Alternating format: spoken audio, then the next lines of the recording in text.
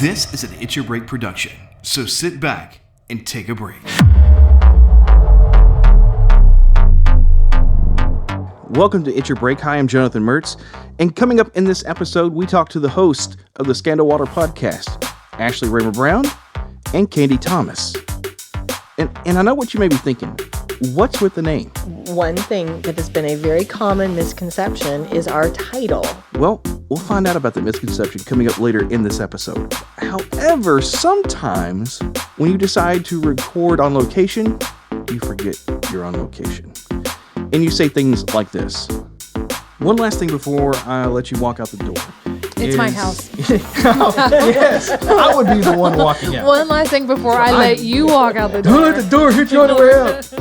Yeah, that's just some of the chaos that ensues in this episode of It's Your Break, and it's coming up next.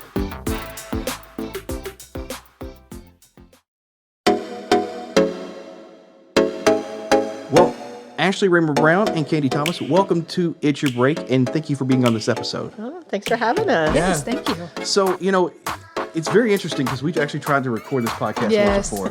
Yes. And I'm just going to throw it out there. And we were doing it remotely, and I had a lot of mishaps on my end, and there was some technical issues here and there, and had some weird loop back issues. Yeah. Mm-hmm. So, it's fascinating that even though technology is wonderful, sometimes it can be very problematic. Yes. So let's start with you and Candy here, Ashley, and let's start with you first, Ashley. All right. Let's get some background before we start talking about the podcast itself, which is Scandal Water. And let's talk about your background. Where did you grow up? Where are you from? You know both of those things. But this isn't for me. I know. But for people who don't, I grew up in Eminence, and I'm from Eminence. Moved away when I was about 6, moved to Louisville, came back when I was 12, which is where I met you. And we actually rode the school bus together in the afternoons, I think, coming home from school. So Jonathan and I have been friends since middle school. Yeah. Wow. Yeah. It's been a while. Yeah. Long while. Since those lovely middle school looks that everybody always has. Those are the awkward stages of life. I don't know what you're talking about. Yeah, I know, right? Okay, so Candy, it's your turn. Where did you grow up? Born in Louisville, but then when I was very young, we lived in Taylor, Michigan for a few years. Came back to Louisville, and when I was 9, we moved to southern Indiana. So I grew up in southern Indiana, and then we moved to Oldham County.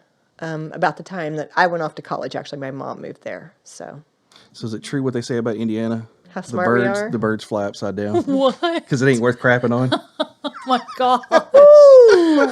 Boy, that's a way to start it off, really. So when you work in Louisville radio, that's what they say. When you Really? go across the river, that's the crappy part of the nation. So Wow. Oh my goodness, we've just alienated everybody in Indiana like 2 seconds into this. what he's good I at. grew up in a lovely place. Thank you, Jonathan. Yes. I didn't say it wasn't. I've been to a lot of crazy Even places. if she is a northerner, it's Oh, yeah. okay. And then they have one of the best, I think, entertainment venues out there, the Derby Dinner Playhouse. Oh, yes. I grew up going to the Derby Dinner Did you Playhouse. really? It was my thing. That was my idea of like what theater should be because several times we had season tickets and I thought that was the best thing ever. I remember going there on a field trip and we saw the little match girl. So imagine, it's like, I just remember being traumatized. Imagine that. It's just like this poor girl froze to death.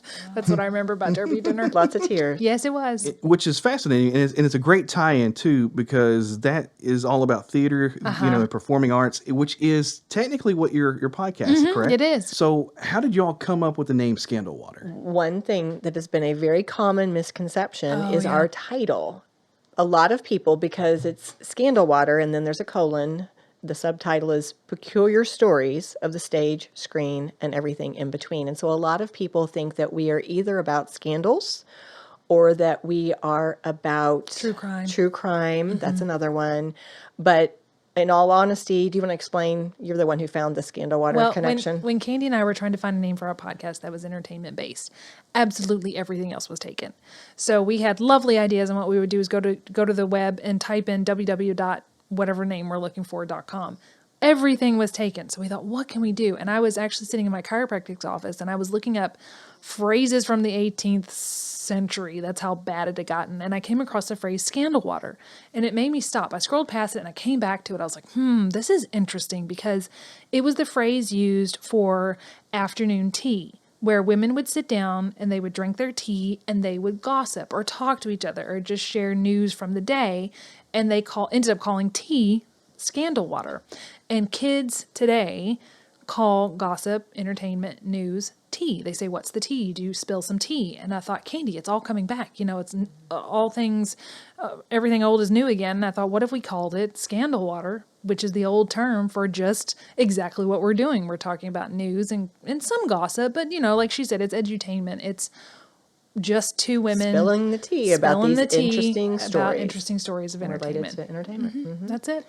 Yeah. So we try to share that when we can because it's very widespread, very pervasive. A lot of people think that we are only about Scandals. true crime or scandals. Yes. And it's not the case, although we do every now and then hit some true crime. Yes, and some scandals. And some scandals. So it's only partially true. So what is the actual essence of scandal water? Do you want to, you start the story because it starts with Candy. Okay. Oh, the origin story or the essence of it? Let's go with the origin story and slide into the essence. Okay. All right. I am a fan of the podcast Criminal. And as I was listening to it one day, I was thinking, you know what? I really love how we have crime as this, this thread, this pole that everything revolves around, but it goes in so many different directions. And I thought you could have a really great podcast where entertainment was that central theme, that thread. And then you had all these different really interesting stories somehow related to the entertainment industry or the entertainment world. Mm-hmm. And so I approached Ashley because, of course, Ashley is one of the most... what's the word? She's a Creative. go-getter. She is a go-getter. She knows how to make things happen. Right. And she has a lot of experience in all kinds of entertainment areas. Just enough experience, little sprinkles of experience. And so we decided we could do this, and we have. Yeah, we were naive enough to go, we can do this. Yeah, why not? That's what I always approach everything in the deep end of. Yeah, that didn't look too hard. And then you figure out how hard it is. Yes. It's funny because I spoke to a lady who started her own business, a friend of mine, and I was asking her about her business, and she said, it's that whole adage of biting off the elephant one bite at a time. And she said, if I'd known everything it would take to do this business, I would have never started. And I said, this is our podcast journey. Mm-hmm. If we had known everything it would take, we would have never started, but we just would keep powering through. Okay, now we have to learn to do this. Okay, now we have to do this. All right, now, okay, a website. Oh, sure, we'll do that. Theme song. Okay. Artwork. Okay. I mean, it's just one thing after another. You're absolutely right. And it's been hard. When I started doing podcasts, I didn't do them alone. I started to have, my friends, my brothers, and then as you get going and, you're not making any revenue off of it, you're just kind of getting together.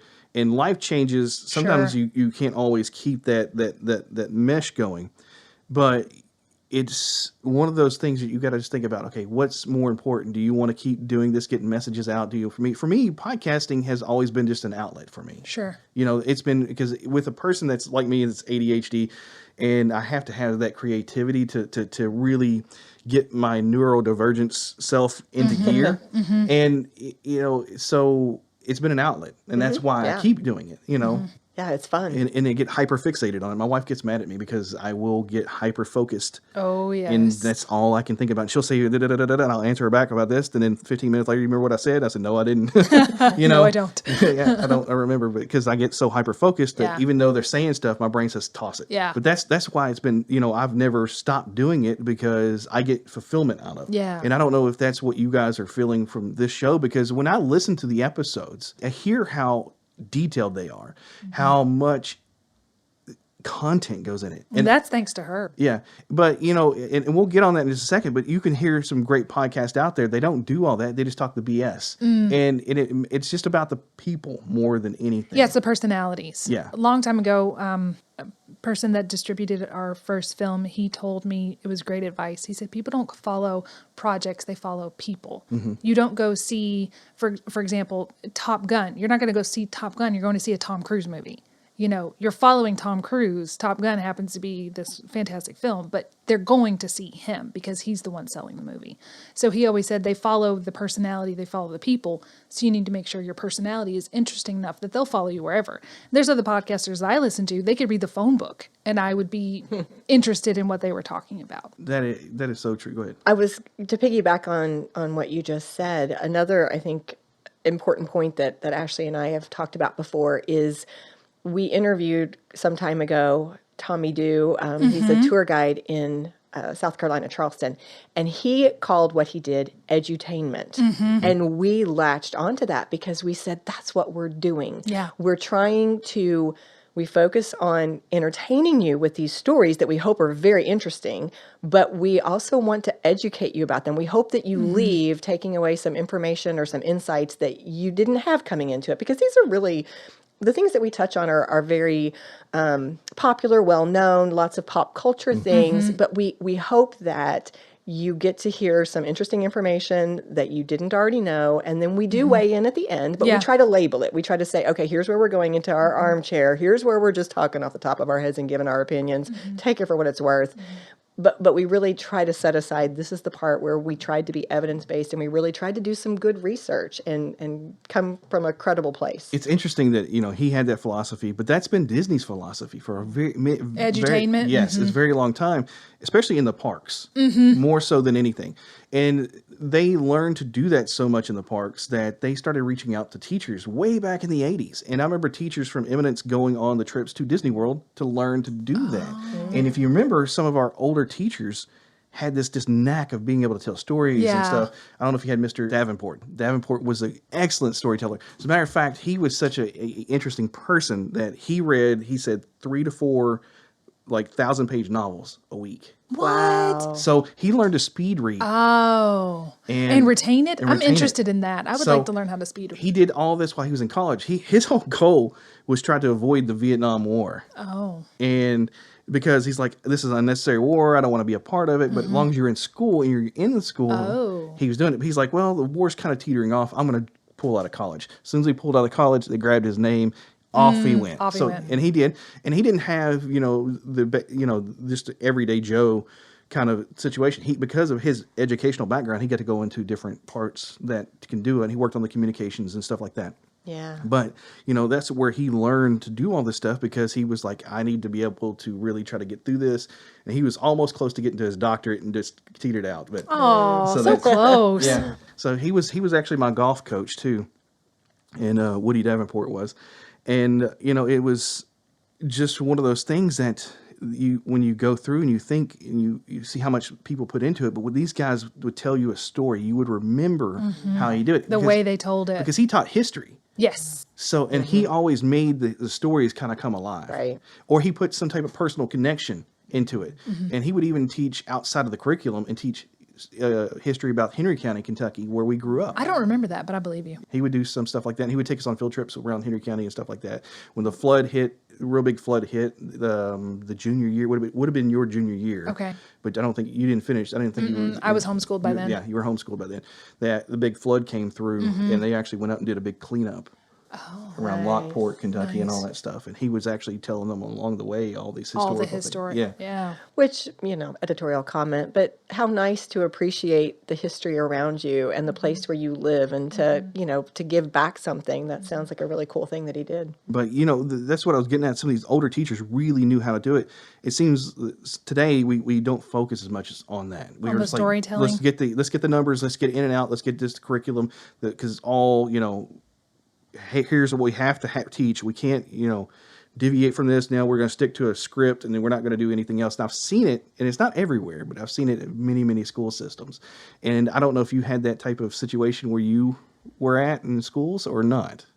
Well, I'm a longtime educator out of Oldham County, and I'm going to say I worked with some amazing people. We didn't follow scripts, and I mean, legally, and just to, to have fidelity, and there are things you must teach, because you have to assure that these children have learned by the time they leave you.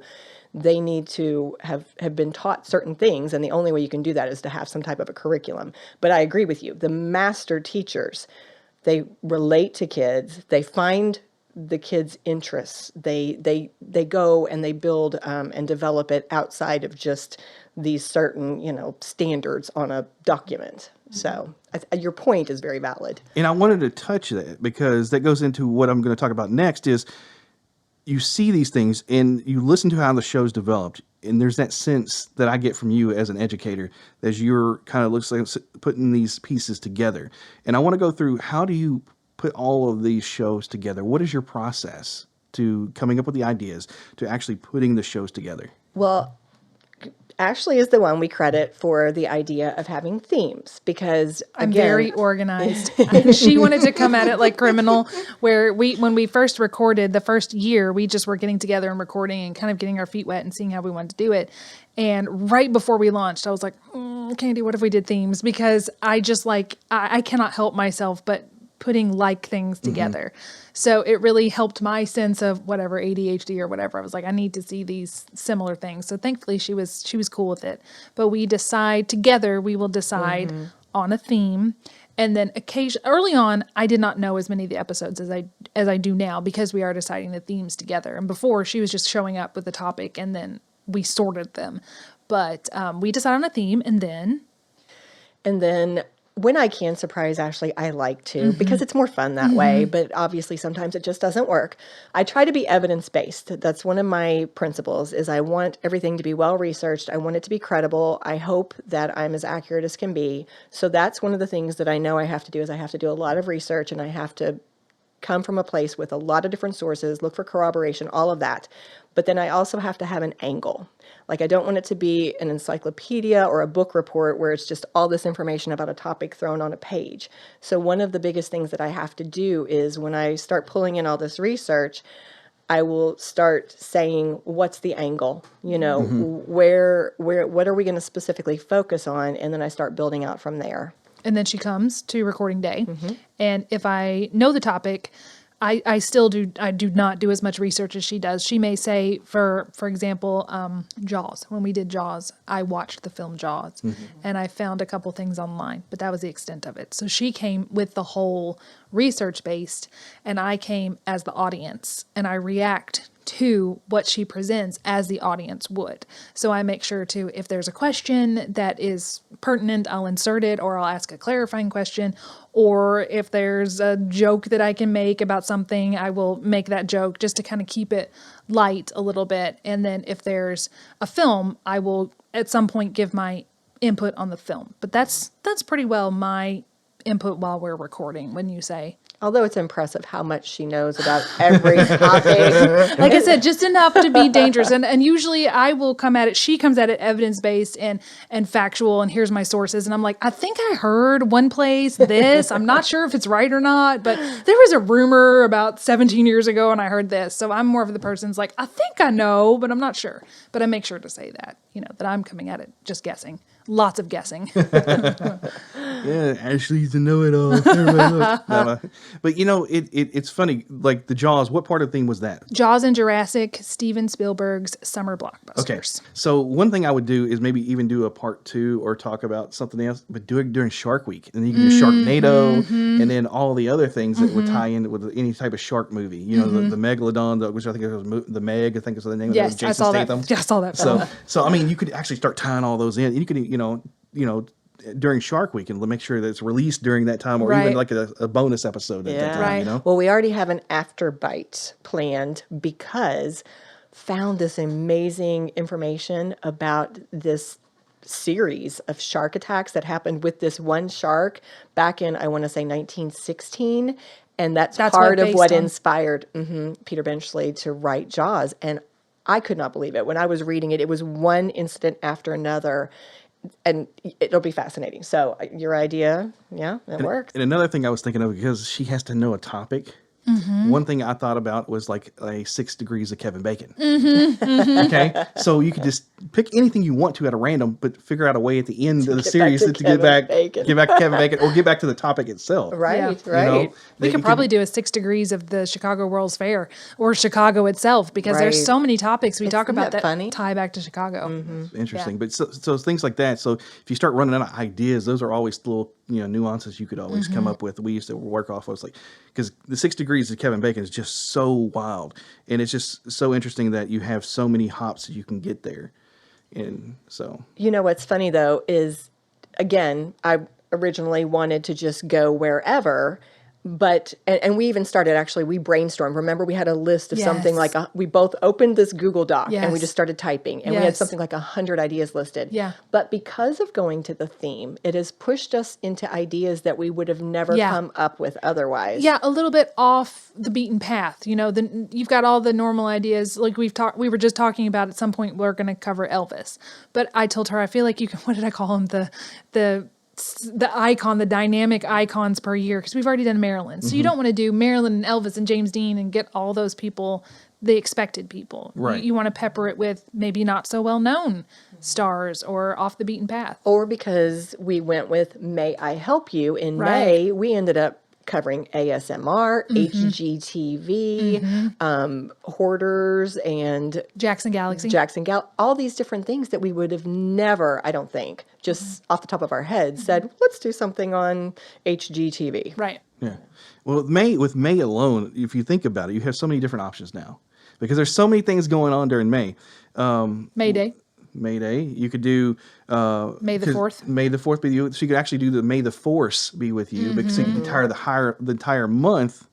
Star Wars. Yep. And then you could do it that way, and then you got Cinco de Mayo. You can do Right. the whole Right. thing, and Right. you could focus on those months to figure out how many people have influenced things throughout different cultures into theater. All kinds of good ideas. Yeah, we're going to hire you. But this is what I used to do. I mean, when I was in radio, I was creative service director, so I had to think of ideas all the time. All the time. For commercials, for bits, for ideas for promotions, and those are the things that you all constantly did. So I'm just used to that.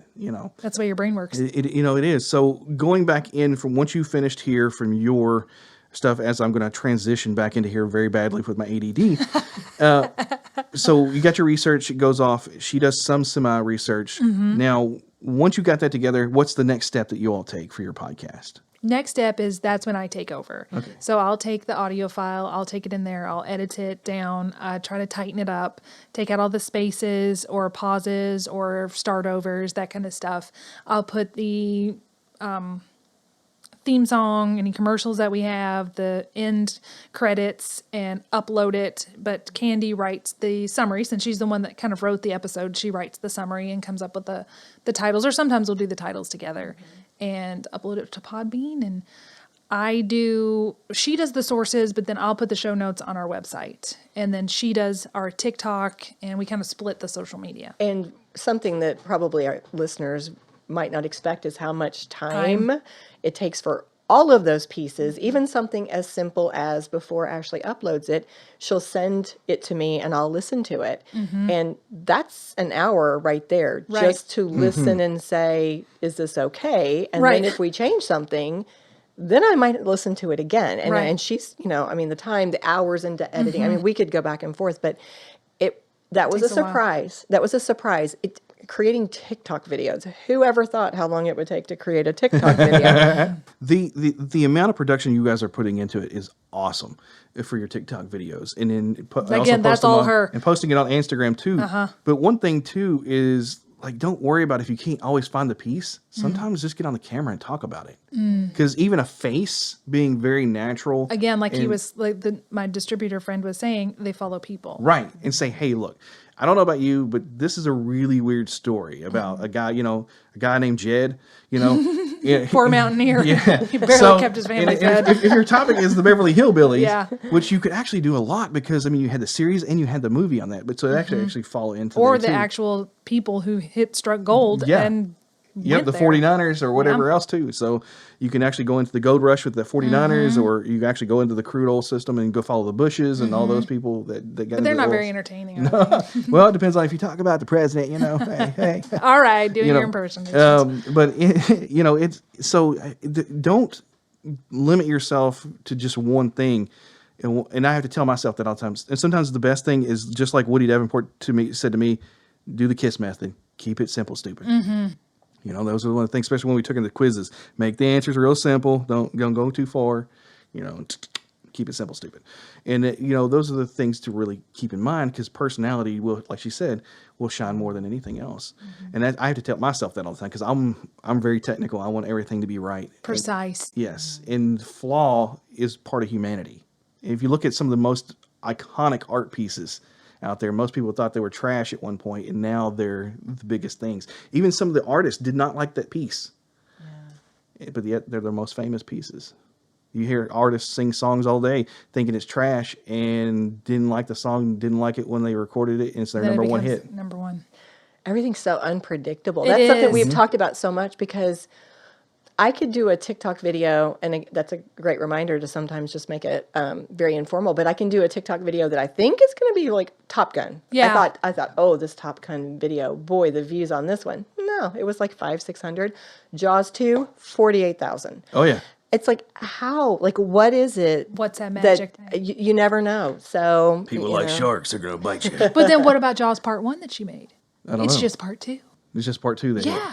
It is weird, because I don't know what the algorithm. Everybody's been trying to figure out the algorithm for TikTok, because nobody really knows. Yeah. It just takes those one people to either start sending it to their buddies, Yeah. and forwarding it on. It's word of mouth. Yes. That's also the number really one is. way of... Because like right now, my biggest video on TikTok is still about 4,000 views. But if you go to YouTube, I've got an 89,000 view video. Nice. See? And then you're like, what's the magic? What is it that appeals to people? And you're right. You don't know. You just have to take. I mean, they're not like super virals different or things. anything like that, because when they consider real viral, it's usually like 500,000 or up. Sure. But still, That's it's still pretty viral for you. Yes, it is. Yeah. And for me, I would accept that all day if I'm getting a solid 89,000 listeners. Oh, that's awesome. Or viewers, or Yeah. things like that. So I mean, it's just hit or miss. Learning what the trends are. And that's something else too. I know with like social media, especially if you want to get really noticed, then you get stuck into those niches. Yeah. And then you don't do it. I have a question for you, because you told me something when I did the interview with you before Steel Magnolias. You said something, and I remember making a decision because of what you said. You said usually small businesses will fail within 2 years. Well, I think you said 5 at the time. Yeah, 5 at a time. Yeah. And so we were a couple years, we were 2 years into our theater, and I said, okay, I'm sticking it out for 5 years. I made that decision right then. I'm going to be involved as much as I can for the next 4 or 5 years because of that talk we had had. What about podcasting? What is that? How long do you go before you go, this is just not viable? Is there a Well, for calculation? me, like again, I do this as You're doing it for fun, but I'm saying okay, people so who are I've been wanting- doing this since 2014. Okay. Wow. This specific So, podcast? the the specific one podcast. Okay. And I've done other iterations before that. But this has been doing since 2014. And it may even be further back than that. Maybe closer to 2007. Podcasting's been around a long time. I can't remember. Maybe it's for older now. I have to look again. I have to find out when I bought the URL, because it came out within a week or two after I bought the URL. Okay. The It's Your Break one? Yeah. Okay. So, looking at that and figuring out where it's going. But for me, it's a one-man show. If I had people to do my social media for me, Yeah. if I had people to come up with contents to edit, I could pop these out constantly and always be on schedule. Yeah. But I'm doing them in a leisure fashion. I'm not being able to do what some of these people like Joe Rogan are doing on a daily Sure, basis. yeah. And that's why he's so popular. He's doing it on a daily. He has daily podcasts? I think he's doing it on daily. Well, he's Or got at least, a really good at deal least right releasing now. content on Yeah, a daily. Maybe yeah. not the podcast Yeah. itself. But he's releasing on a daily. Most podcasts are done weekly. There are some dailies out there, like the New York Daily from the New York Times. Well, that makes sense. For there. But they got these certain things. I mean, Joe Rogan, nobody thought he was going to get unseated, but he's unseated for briefly by the new Batman podcast. No kidding. So, which is really, really fascinating. They used Hollywood actors. DC Comics put it together. It's an exclusive to Spotify, and it unseat Joe Rogan. So, But is it a limited series? yes. So He'll be back. Yeah. Oh, I think he's already back into the top where was at. He wasn't completely unseated for very long. But still, the fact that something else came in that was that popular, and did that was very interesting. Of course, Batman is iconic in the first place, but it just shows you how, even though you may have those people in that position, they aren't always going to be there. I mean, Michael Jackson wasn't always number one. Elvis wasn't always number one. On the country charts, Garth Brooks was not always a number one, and neither was George Strait. Even though they had numerous number one hits, they weren't always number one hit makers. And people got to understand that you may have successes here and there, but you're not always going to be on top. So again, years. Tell me years. If you've done it you're doing it leisurely. I'm saying for people who are committed to trying to make money from it. Okay, so the first thing you're going to end up doing, first off, is you're going to try to play a numbers game. Okay, so if you're going to sell to people, this is going back into radio again, and actually even looking in and doing it myself. I've been told no on a lot of companies. Of course, I try to go over the big ones that I know spend money. Sure. And they're like, if you get X amount of followers, then yes, and you're on the daily, and we get this on their social. They look at all that stuff. Then we'll advertise with you. Okay, so it's going to be those analytics that's really going to do. So how many downloads are you getting per episode? Now, here's what I would tell you. If you're going to make money, and start small. And that's what we have to remember on everything. And I've gotten people, and I've had advertisers come on. I'm not consistent about going advertising because I'm not trying to make money right now. Sure. I'm just doing this. But I've had advertisers on my show. Start small. Start with little mom and pop shops that you know. Even pull them in. Saying, hey, we would like to do a little feature for you as a thank you, outside of the show. Just pop them in, whether it's on your social media, whether it's anything else. You make that rapport with them. And you're benefiting the community. You're building something that's local, and build it local. Then from there, as you're growing, you're going to want to turn that money and start spending on advertising. Get with people who know SEO. Get with people who know Google Ads, because you're not just going to want to do Facebook and Twitter. And when you do, you still want to do those, but you also may want to do Google Ads, because you don't know how many people will search the web for a podcast. Yeah. To look for, is there a podcast on this or on that? Oh. So those are all ways to start to go out there, and you start to figure out, okay, what parts do I need to say? What words should I use to draw people in for what I do? That's the one thing I don't understand is SEO. Yeah, which, if people don't know what SEO is, it's search engine optimization. So it's the way that these browsers look up information on the web. So they go off keywords. So when you hear keywords, it's like that. Hey, the keyword is faith, and then you got all these Christian organizations that show up right away on the. If you Google it or search it on Google.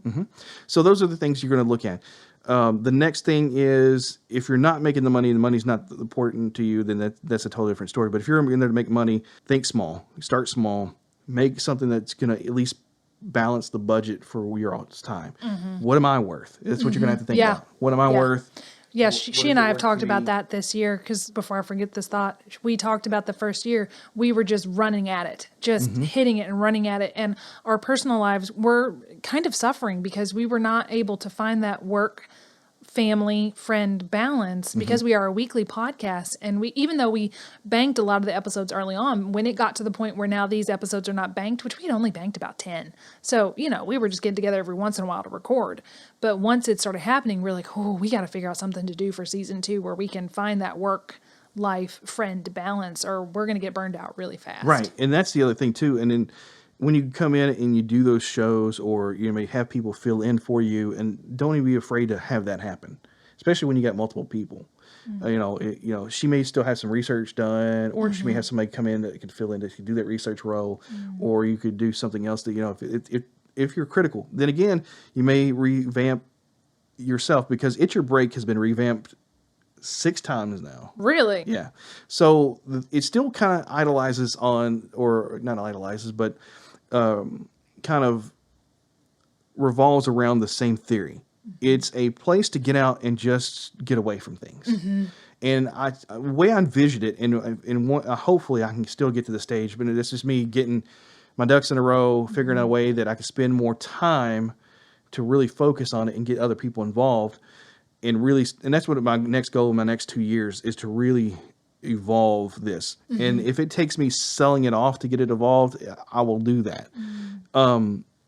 Because if I ain't got the income or the capital to throw at it and somebody else does to fulfill my vision, then it's fulfilled my goal. Okay. You know, so the theory is it was going to be a website and podcast too. So the website would give you little life hacks, you know, little cool little articles that would be written in addition to the podcast.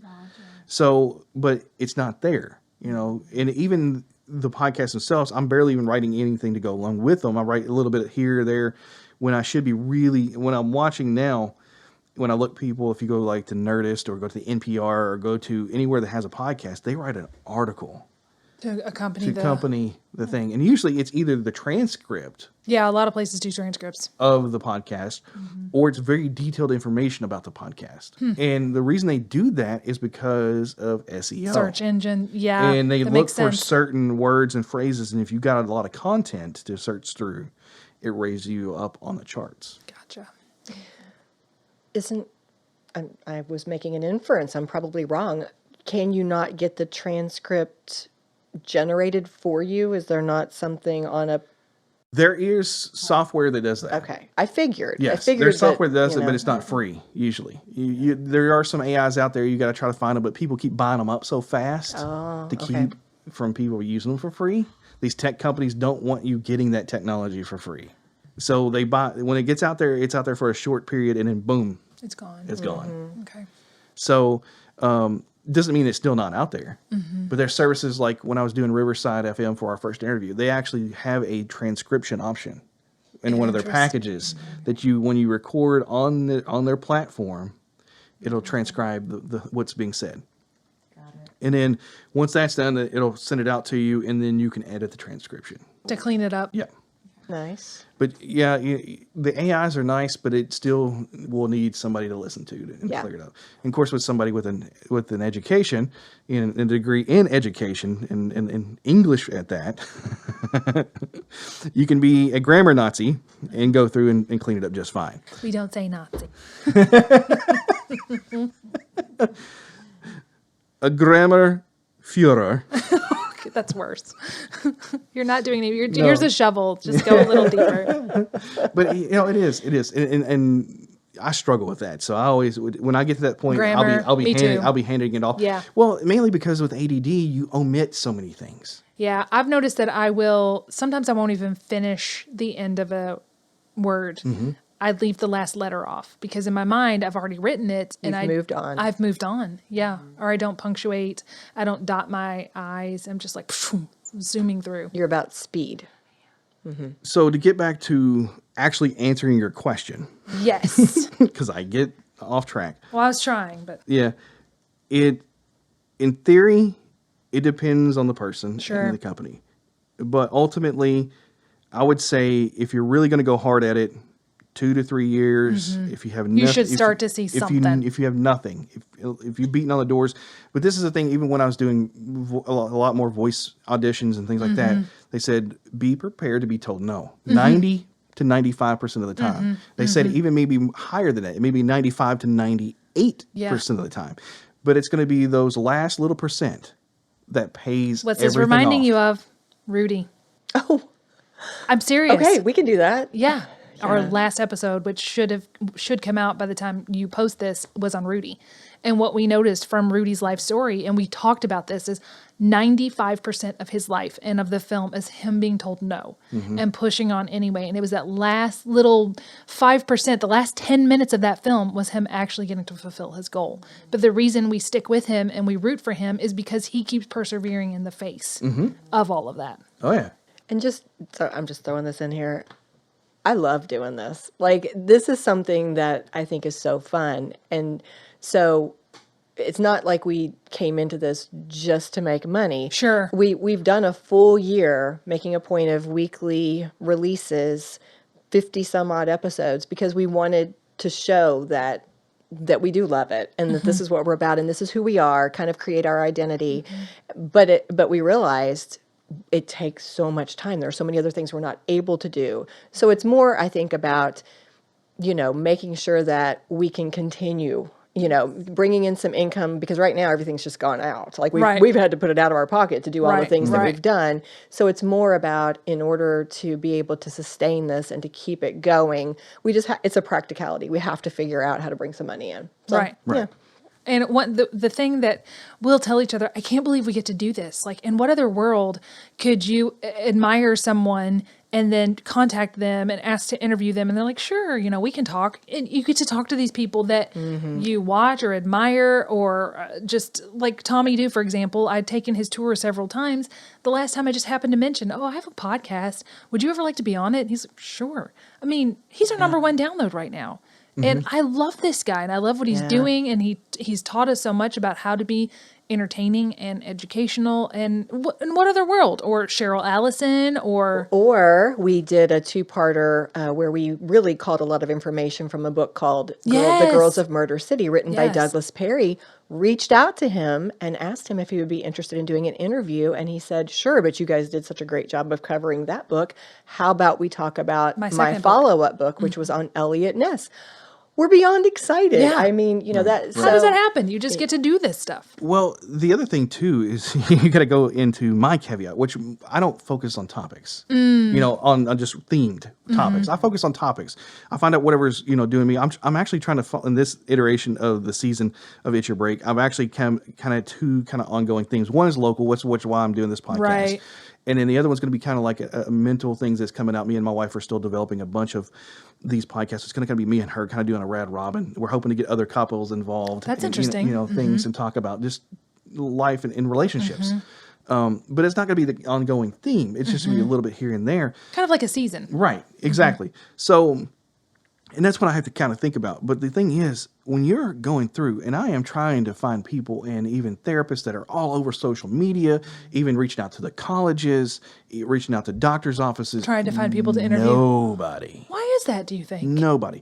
Now, I do have a forum that I get on, and I can find people right away. Yeah.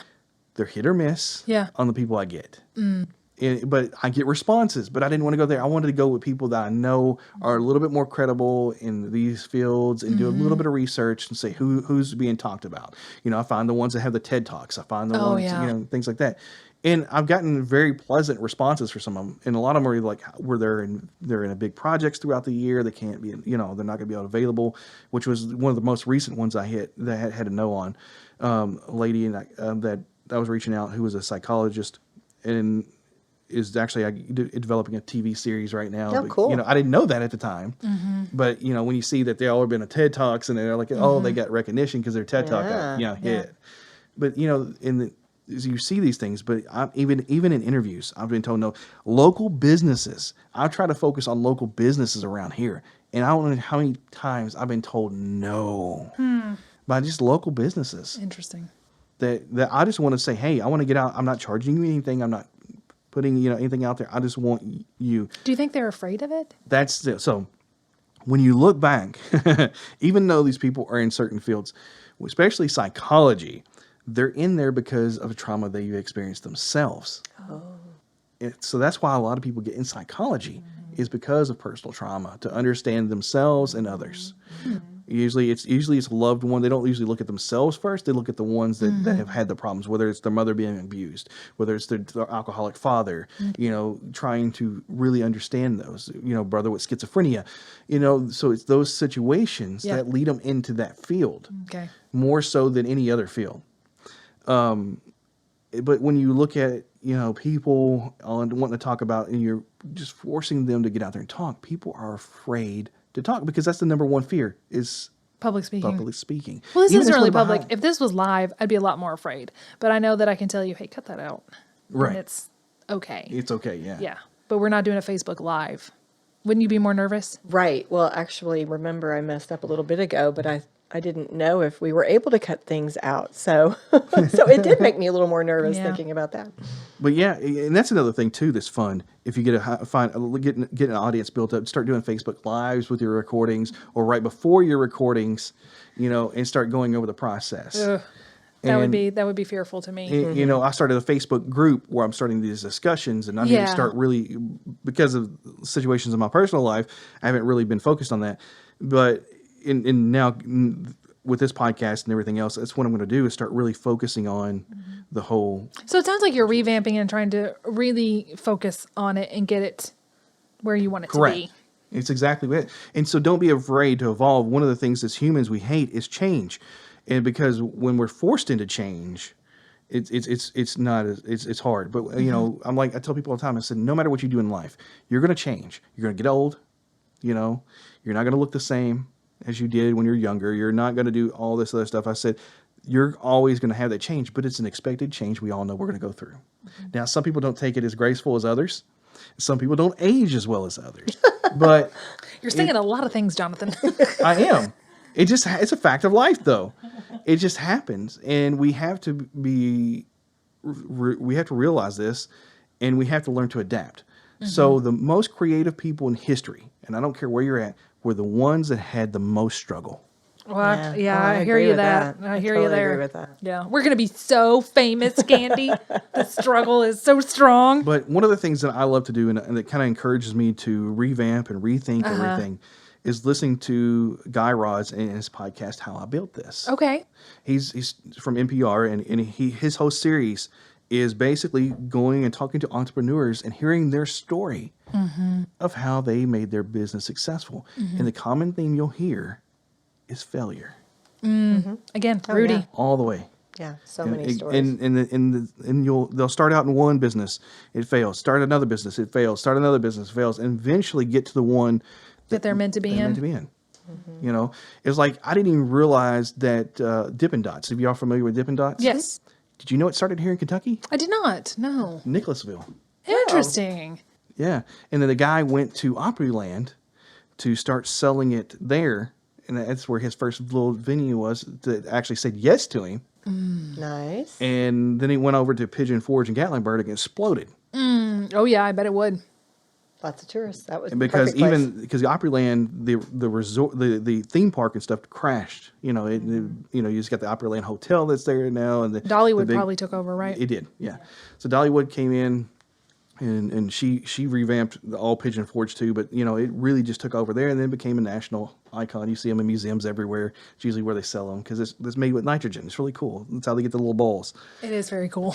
But yeah, so I mean, you've got to expect failure, but you've got to learn from it. If you don't learn from your mistakes, that's where you'll never succeed.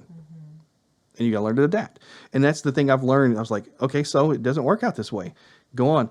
And I've kind of Pivot. Yeah, I've been that way, and I've kind of just been nonchalant about it. I was like, okay, cool. You know, you don't let it bothers you to a point, but you can't obsess over it. I still have problems with that because I will get to a situation where I will obsess. Yeah, me too. And if somebody criticizes me in a certain way, and my wife just like, I don't see you do that. I was like, I house it inside internally.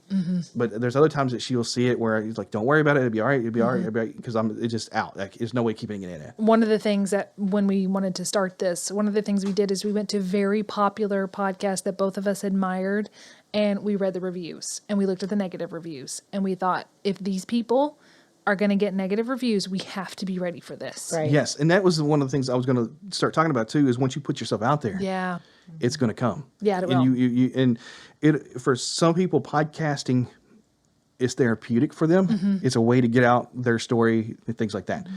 But once you turn it onto social media, It's out there. it's out there, and people are going to dive into it, and they'll tear you up if you look into it. You'll hear a lot of celebrities like, yeah, I have social media accounts, but I have other people that manage it for me. We put content out. I don't read the comments. Yeah. Yeah.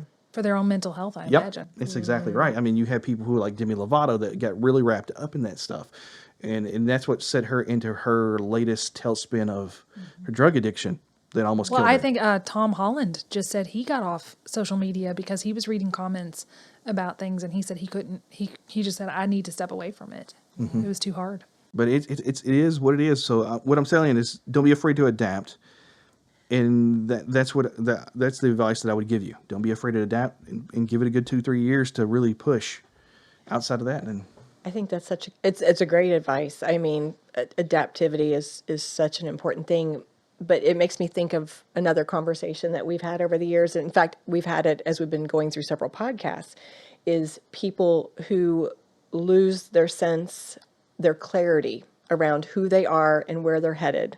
I want to say the first time it came up was talking about Happy Days and how it turned into a show that was supposed to be about this family, and it became, we're just going to, Fonz is really popular. Yep. It's going to be all I about the remember listening to Fonz. that episode. And they lost themselves. Yeah. And so I totally agree. I am like the biggest proponent of being reflective and learning from your mistakes of anybody, I think. So y'all started talking about Jump the Shark? Yes, that's right. That's right. But I think it is always, sure, adapt, but always with perfect clarity about who are you and what is your end in mind? What are you about? And then adapt with that in mind, because otherwise you might just constantly be Floating trying to around. find it, So before we get out of here, I want to say, what do y'all expect, or what do you envision this podcast to be down the road? Like, say, a year from now? A year from now, 5 years from now? That's always the interview question. What do you expect? Where do you see yourself in 5 Yeah. years? Oh, where do we see ourselves in 5 years?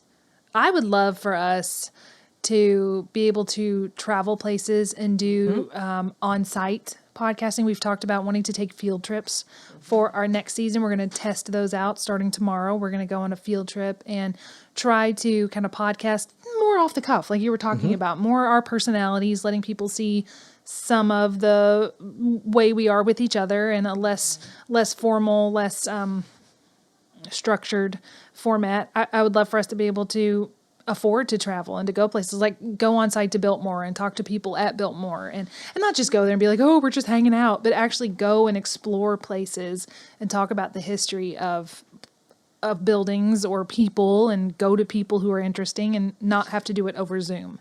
Don't you think? Yeah, I agree with all that. I like the edutainment aspect. I really hope we stay true to that, because that's something that I feel strongly about. I definitely agree that I would love to have more field trips, more on-site opportunities to experience, because it's all about entertainment. I would love to see more forms of entertainment, more of it experienced live or in person, or reflecting on it right there in the moment, and a lot more other people, a lot more guests and interviews, and just branching out so that we can connect with a lot more people out there. So, well, here's the thing with the edutainment, you can, especially if you go to different places, different venues, to learn about that venue, and there, whether you're going to the Kentucky Center for the Arts and talking to the people there, like, how did you get this? That's an education they're going to give you, because they're going to have somebody that's going to talk about and take you on a tour and tell you everything is about it. So, I mean, you could actually still have that in essence without actually having it, because you don't have to research it. Oh, for sure. That's actually what we've got set up. We have an interview next week with a gentleman who is the expert on H.H. Holmes and the murder castle situation. So that's not the research I have to do, except for just some light surface level. Here's the basic premise, because he's going to be the expert. Right. And that's part of that work-life balance that we're talking about, where she's not having to do so much heavy research weekly. It's like doing a book report, a 17-page book report for her every week. And so for the field trips, that's light editing for me, so that I'm not having to do all of the back end editing. So we're just trying to get some, and sporadically, we're still going to do our regular format, but just that sporadic every now and again, or maybe once a month, something that's a little different that makes it a little bit easier on us. Like I was going to say, because there's so much research involved, and it's just two of you. Don't kill yourself. Yeah. Right. Just doing the job. Get out there, explore. You can still tie everything into your entertainment lives. That's what I look at too. But that's really cool that you're going to do that, because that's what I also envision with Into Your Break, is going on the streets, doing interviews, because I want to tie in just questions and start questioning people with whatever topic I have tied in, so that I can do break-ins and things like that during the topic. And I've also thought about doing more formatted shows where I did it with DC Brain the Supreme, because I couldn't get in, like I'm not letting you all get in, 2 words. I couldn't get in 2 words with him. Oh, so he was just talking. But he was more aggressive than I've ever had anybody about, like, just talking, not like against me. Just was able to just spit and just nonstop. You started asking you just felt like you were one question, listening. yes, and you were just listening the entire time. It was almost like he's done it so much, he knew what he was going to spill out, how he was going to spill it out, and there it went on. And I would throw in some few questions here, would give him a little bit of curveballs, but he would still take just almost a fraction of a second, and then boom, he was off to the races.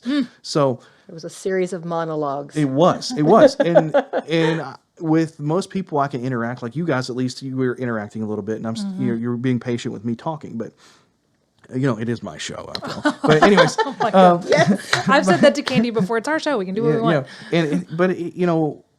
The focus, sometimes I have to remember, even when I do these, is like, it shouldn't be about me. It should be about everything else. But I still want to be able to tell relatable things that happen. Oh, yeah, for sure. And you get into those situations, but you learn to adapt. So in his situation, I was like, there was a lot of stuff I wanted to ask, and there was things that I didn't get to ask, but this is what he had to say here, and I wish I had asked him about this, and, kind of give some monologue of my own in between the segments.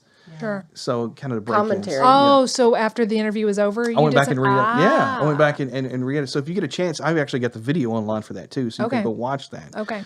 So That's a sneaky way to get your... get my stuff in when I want to get in. Yep. And so, and then the other thing is that, like, you ask certain people about certain things, or you go to a certain place, and then you film all your stuff with the people there. Then you go over and you get all of you talking about what you want to talk about. Then you can also put in what people have to say about it and things like that. And what the cool thing is, like with Anchor, because I use Anchor for my podcast, they allow people an option saying leave voicemails.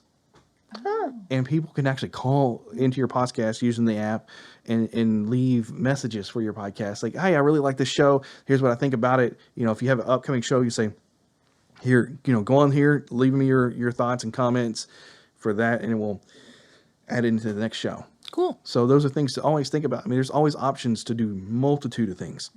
Interesting. So you have little audio clips from Listeners. listeners right there. Absolutely. Shoot us on Twitter. You say you can quote the tweet, and then if you're doing video, you can pop the tweet on screen and things like that. This makes it more personal, more engaging. And those are things I'm really going to try to focus on. But again, I've got to be consistent with it. So until I get to the point where I'm going to be consistent, I'm still going to do research on how I'm going to get it done. But then I've got to make a decision. Okay, this is where I really have to put my effort in and move to the next level. And that's the thing with anything in business. So Yeah. it is really cool. Any last words that you guys want to say before? Because I'm going to hold you up all night. Well, something that we would like to share Sure. is that we are taking a break between our season 1 and our season 2, but rather than go dark, we thought it would be very fun to It's do kind of dusk. It's not dark. It's dusk. Twilight, I don't know. Yes. But we are going to have a September rewind. So we have chosen 4 of our most popular episodes. And to make it more fun, we have gotten some of our listeners who have a connection to the topic to provide an intro for each of these 4 different episodes. So it'll be a repeat, but you'll have this opening from a listener to kind of set it up, and then you'll get to hear one of these episodes again. So we're excited about our September rewinds, and then we come back with all new content on October 4th. Yep. And we're very excited because it's also like Halloween season, Yes. so we'll have a lot of like creepy things that we'll talk about. That is very cool that you're going to be tying all that in. But one thing I want to kick on real quick is y'all were talking about the dark and the dusk and stuff. But you said Twilight and going into the Halloween themes. You can tie in that movie. Yeah. Oh, yeah, that movie. Yeah. So it's vampires, the big Yes. Halloween thing. Yes. Yeah. Things that go bump in the night. Well, should we give them a little teaser? Sure. We actually recorded the first October We episode did. today, and it was Can you read what her shirt says? Waverly Hills. Yes. Waverly Yeah, Hills we're local there. Sanatorium. She spooked me out. She You did. should take the tour.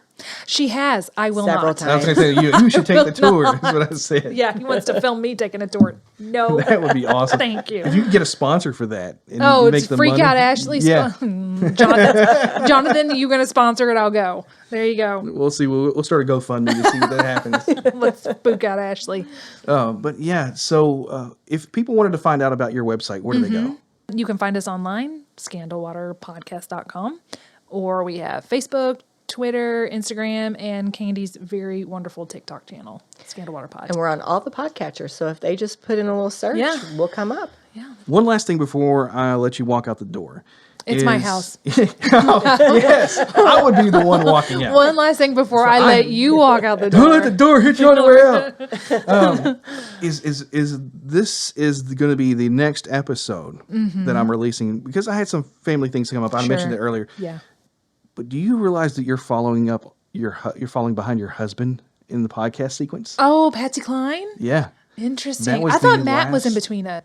No, he was before you. Oh, okay. And then Patsy Cline. Interesting. But still, Bet you've never had that happen before. No, but the thing is, it's funny because Ashley's been on the show with the theater, I have. And Back then, right before Steel Magnolias, what we were talking Yeah. about earlier So in now- 2016. and now I've got Brian, Mm-hmm. and then here with this one. Now I actually had some other things to try to pull you all in before, but it just didn't work out that way. I lost my footage for "It's a Wonderful Life," Mm-hmm. Yes, which that is was where sad. I met Candy. And I had a lot of cool background footage, and some of it came out like some of the clips and stuff. Still got a little bitty clips, but it was just, I wish I had that whole experience. That's redone so again. strange that it just all. Well, the hard drive died. Oh. So it wasn't just because I had just lost it. It was because the hard drive crashed. I it see. got corrupted, and I couldn't recover the data. I see. Okay. Yeah. So I mean, when you get to That was a these- fun show. Yeah, it was. And that was my first experience with the theater group that you got me involved with there. Mm-hmm. And it is, that's the thing in life. Even though you have things, unexpected happens. You got to Yeah. roll with it. Right. Roll with it. We're back to pivoting. Well, again, thank you all for being courteous. Thank you for letting me come and barge into your home You're totally fine. with all my equipment and show you all the cool stuff. But thank you all for being on the show, and continue on with your success. Yeah, thank you for having us. This was fun. This episode of It's Your Break was not a paid advertisement. The thoughts and comments of the host or guests are those of the individual speaking and not necessarily that of It's Your Break or Spark a Vision. Follow Jonathan Mertz on Twitter, TikTok, and Instagram at Jonathan Mertz. Follow It's Your Break on Twitter, TikTok, and Instagram at It's Your Break. Subscribe to us on Spotify, Apple Podcasts, Google Podcasts, Amazon Music, YouTube, and the iHeartRadio app. This episode of It's Your Break was hosted, announced, engineered, edited, and produced by Jonathan Mertz, and was recorded and produced at the Spark a Vision Studios. All sound effects were obtained through Sound Ideas, Pro Sound Effects, iStock, Avid, and Spark a Vision. It's Your Break is owned and distributed by Spark a Vision. Copyright It's Your Break. All rights reserved.